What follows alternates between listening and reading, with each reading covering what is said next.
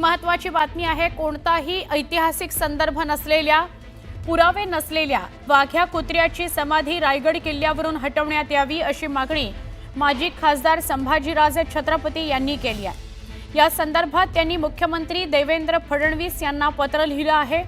छत्रपती शिवाजी महाराजांच्या समाधीलगत एका कपोलकल्पित कुत्र्याची समाधी आणि पुतळा उभारणं हे महाराष्ट्राचं दुर्दैव असल्याचं त्यांनी पत्रात म्हटलेलं आहे। दरम्यान 31 मे पर्यंत हा पुतळा हटवण्यात यावा अशी मागणी संभाजीराजेंनी केली आहे।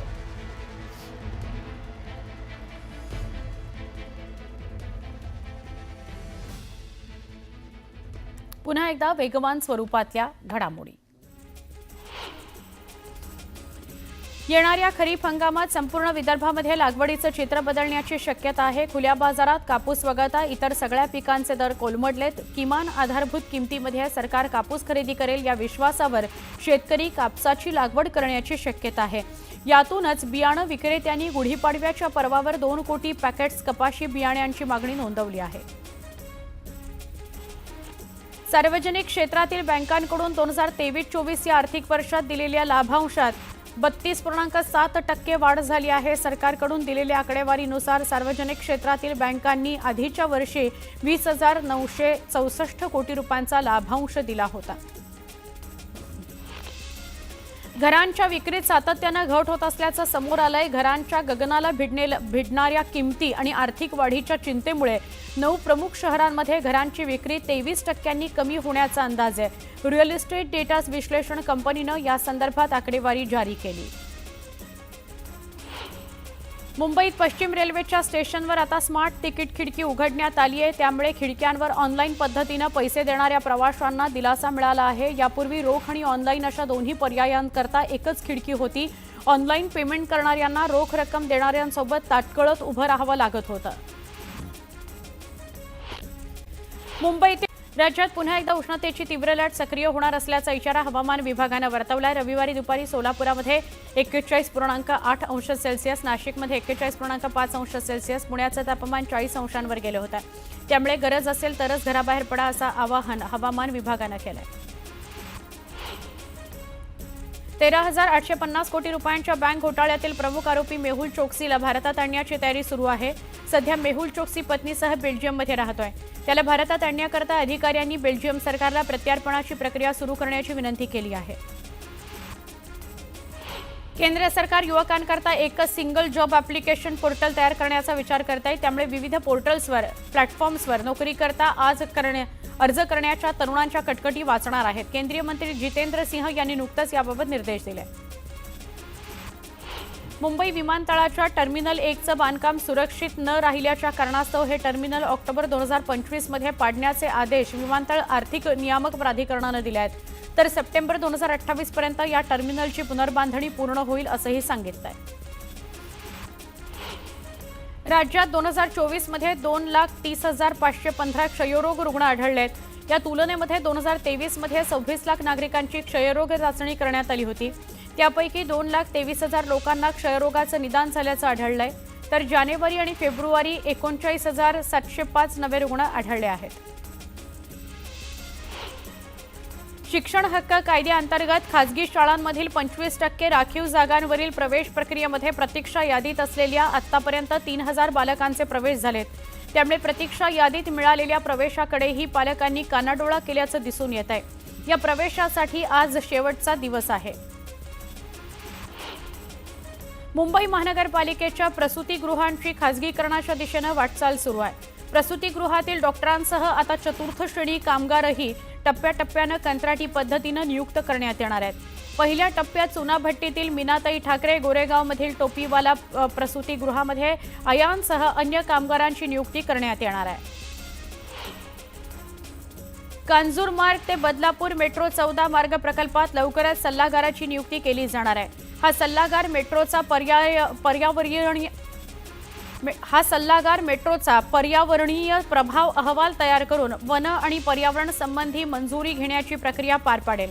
सल्लागाराची नियुक्ती करण्याकरता MMRDAनं बुधवारी निविदा प्रसिद्ध केली आहे। महाराष्ट्रातील आयोजित 5 रेल्वे प्रकल्प निधी अभावी रखडलेत। वैभववाडी, कोल्हापूर, चिपळूण, कराड या प्रकल्पांचं सर्वेक्षण यापूर्वी झालं आहे। मात्र नियोजित प्रकल्प निधी अभावी रखडून ठेवण्यात आल्यानं पश्चिम महाराष्ट्र, कोकण, विदर्भ, मराठवाडा अशा एकमेकांना जोडणाऱ्या प्रकल्पांची कामं अपूर्ण आहेत. नाशिक जिल्ह्यातून गोड रसाळ द्राक्षांच्या निर्यातीचा हंगाम अखेरच्या टप्प्यात आलाय. सलग 7व्या वर्षी नेदरलँडमध्ये द्राक्षांचं सर्वाधिक कंटेनर नाशिकहून मुंबई मार्गे समुद्री प्रवासानं पोहोचले. 1 नोव्हेंबरपासून द्राक्ष निर्यातीला सुरुवात झाली असून नाशिकमधून 6,372 कंटेनर्समधून 86,311 मेट्रिक टन द्राक्ष निर्यात झाली. उजनी धरणात एकूण 82.29% पाणीसाठा शिल्लक आहे. या धरणातून सोलापूर जिल्ह्यातील अन्य धरणांमध्ये पाणी सोडण्यात येत असल्यानं सध्या लघु आणि मध्यम प्रकल्पांमध्ये उपलब्ध असलेला पाणीसाठा पुरेसा नसल्यानं पाणी टंचाई जाणवणार आहे. रत्नागिरी जिल्ह्यातल्या खेड पन्हाळजे एसटी चालक मद्यधुंद अवस्थेत गाडी चालवत असल्याचा आरोप ग्रामस्थांनी केला.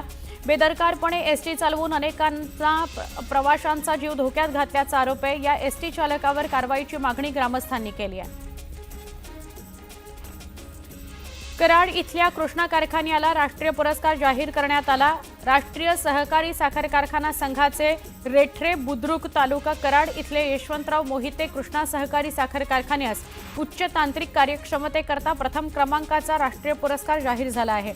कृष्णा कारखान्याचे चेअरमन डॉक्टर सुरेश भोसले यांनी ही माहिती दिली.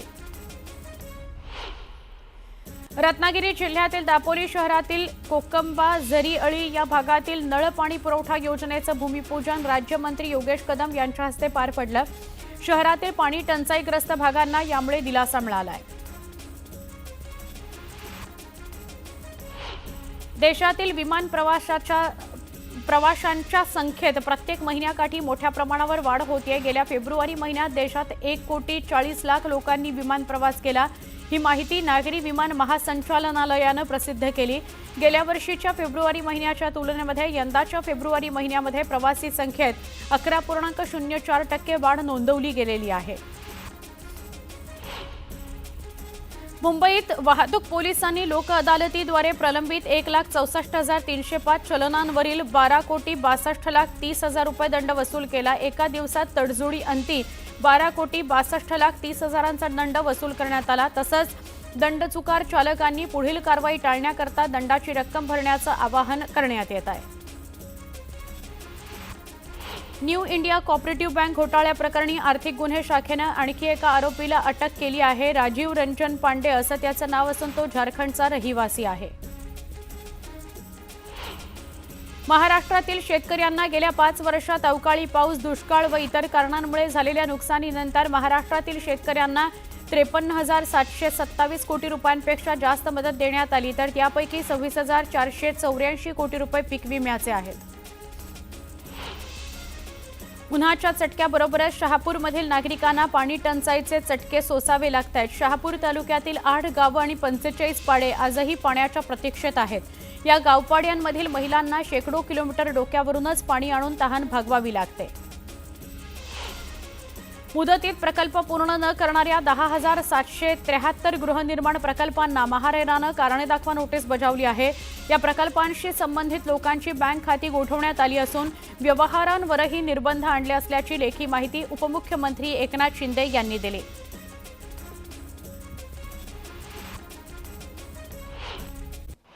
सर एक हिंदी में बता दीजिए जी। सर, आप यहाँ पर आए किस तरह की पूछताछ? नहीं, यहाँ पे सर हम लोग लॉ अबाइडिंग सिटीजन हैं, हम मुंबई के रहवासी हैं, मुंबई पुलिस का मान रखते हैं और वो हिसाब से उन्होंने बुलाया तो हम उनके बोलने पे यहाँ पे आए हैं। कल जिस तरह तोड़फोड़ हुई थी उसके बारे में क्या कहना है? नहीं, उनके बारे में यही कहना चाहूंगा क्या कोई भी आज अभी ये सिर्फ एक ट्रेलर है, पिक्चर अभी बाकी है। कोई भी हमारे बड़े बुजुर्ग, हमारे लीडर, हमारे दैवत जिसको हम हमारा नेता मानते हैं, उनके बारे में अगर कोई भी आज ये एक लुक्खे ने बोला है, कल कोई अगर बड़ा आदमी भी बोलेगा तो उसके घर पे भी हम जाएंगे और हमारा घर के बड़े को संभालना हमारा काम है, वो हम करेंगे। क्या जिस तरह फ्रीडम ऑफ स्पीच को लेकर के बातचीत होती है, क्या इससे सर फ्रीडम ऑफ स्पीच किसी के घर में घुस के उसके बड़े बुजुर्ग को अपमान करके अपशब्द बोल के नहीं होता है। Freedom of speech constructive criticism होता है। फ्रीडम ऑफ स्पीच सर, मैं भी एक एजुकेटेड बैकग्राउंड से आता हूँ। फ्रीडम ऑफ स्पीच को सही तरीके से सही जगह पे यूज किया जाता है कि आप एक चीज को कंस्ट्रक्टिव वे में यूज करो। हा जो शो रेकॉर्ड झालेला होता तो काल परवा रेकॉर्ड झालेला होता की आधीचे रेकॉर्डिंग होतं आणि सर त्यानंतर तेच बघायला आम्ही तिकडे गेलो होतो आणि ते शो चालू होता त्याच शो प्रमाणे आम्ही तिकडे पोहोचलो. तो फिर से बुलाया भी गया आपको सर? जी बुलाया गया है, तो जरूर हम उसका पालन करेंगे और जो कानूनी तौर पे होगा उसके सामने हम जाने तैयार है. काही ठिकाणी गुन्हा दाखल झाल्याचं कळतंय कुणाल कामराच्या विरोधात. शिवसेनेच्या वेगवेगळ्या पदाधिकाऱ्यांनी पोलीस ठाण्यामध्ये धाव घेतलेली होती. तुम्ही काय मागणी करता? सर मैंने तो सबसे पहला, अगर आप देखेंगे तो पहला सबसे मांगनी मेरी थी, मैंने ही उनसे मांगनी की है. अगर मुंबई पुलिस कहाँ पे भी ये एफआईआर नोंद करती है, क्योंकि शिंदे साहब को चाहने वाले पूरे भारतवर्ष के लोग हैं, ये 0 एफआईआर होगी वो तो पूरे भारत में होगी, तो वो कोई भी एफआईआर किसी की भी हो, पर एफआईआर ऐसे आदमी पे जिसपे 16 केसेस पेंडिंग हो, जिसने इस देश के प्रधानमंत्री जी, गृह मंत्री जी, मुख्यमंत्री जी, उप मुख्यमंत्री जी के बारे में ऐसी अपशब्द कही हो. और अगर जो लोगों को आज खुशी हो रही है तो उनके नेताओं के लिए भी उन्होंने बोला अगर कोई अपने बड़ों का अपमान सह सकता है, वो घर से और वो बैकग्राउंड से हम नहीं आते, हम नहीं सहेंगे.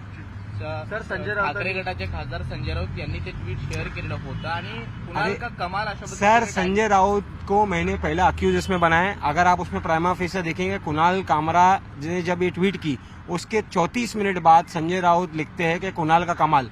क्या ये आपके बाप दादाओं के लिए जब ऐसी भाषा कोई वापरेगा तो कोई ऐसा कमाल लिखेगा तो आपको चलेगा? आप राजनीति करिए, आप राजनीति का जवाब राजनीति से दीजिए, कार्य से दीजिए. ये क्या बात है? ये तो लुखेगिरी है. और इतना बात मैं उनको बता देता हूँ, ये आज तुमने एक लुखे को यूज किया है, आप भी वो करोगे तो हम शिवसैनिक सक्षम है. कुणाकुणाला आरोपी बनवण्याची मागणी तुम्ही केलेली आहे, कारण पत्रात तर आदित्य ठाकरे यांचं देखील नाव आहे. साहेब ते एन्क्वायरीचा विषय आहे. आम्ही पूर्ण डिटेल दिली आहे, आम्ही पूर्ण रिकॉर्ड त्यांना सोपू. जो लोग से 3 साल टच में रहे, ये लोग क्यों बोलते हैं यही कुणाल कामरा है जो कोविड के नेम में वैक्सीनेशन या कोई काम के लिए हम ही फोन करते थे ना. तो ये किससे टच में, किससे बात करते, किसके यहाँ जाते, किसके मात पे चलते, किसके दाने पे चलते, वो हमको सब पता है. वो टाइम पे आएगा बाहर. त्यांचा एक आधीचा फोटो देखील संजय राऊतांसोबत गुलाब देते हुए दादा, गुलाब देते हुए दादा, तो रिलेशन देखना पड़ेगा क्या है. Thank you. प्लॅनिंग समजायचं का मग असं? सर कॉन्स्पिरेसी है, कॉन्स्पिरेसी. जब आप किसी को कार्य से नहीं कर पाओ, जब अपनी क्षमता आप में नहीं हो, तो आप ऐसे गलत काम करते रहो और लोगों का दिल जीतो. ये लोग अभी जान चुके हैं. और आपको वैसे भी लोग, आपका जब नाम आता है, हम जैसे हम लोग सचिन तेंदुलकर जी आउट होते थे, विराट कोहली आउट होते थे, टीवी बंद करते, वैसे 9 बजे इनकी चेहरा देख के लोग टीवी बंद करते. Thank you. यस. एकत्र करायचं फक्त. कुणाल कामरा यांनी महाराष्ट्राच्या राजकारणासंदर्भात एक विडंबनात्मक काव्य केलं आणि त्यामध्ये उपमुख्यमंत्री एकनाथ शिंदे यांच्याबाबतही आक्षेपार्ह विधान केलं. त्यामध्ये व्यंगात्मक टीका करण्यात आलेली आहे एकनाथ शिंदेंवर. त्यावरून काल सगळा गदारोळ झाला आणि तोडफोड त्याच्या स्टुडिओची करण्यात आली.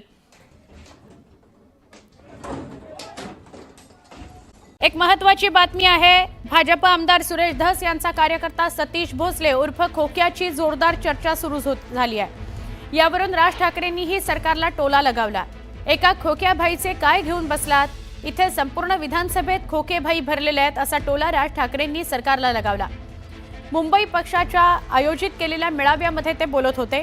राज ठाकरे यांच्या या टीकेला भाजप आमदार आशिष शेलार यांनी खोचक शब्दात उत्तर दिलं. ज्यांना निवडून येता येत नाही, लोक निवडून देत नाहीत, ते विधान करण्याच्या कार्यक्रमात बसतात, अशी टीका आशिष शेलार यांनी राज ठाकरे यांच्यावर केली. एक खोक्याबाई काय घेऊन बसले, आपली विधानसभा भरली आहे. एक खोक्याबाई काय घेऊन बसले, आपली विधानसभा भरली आहे.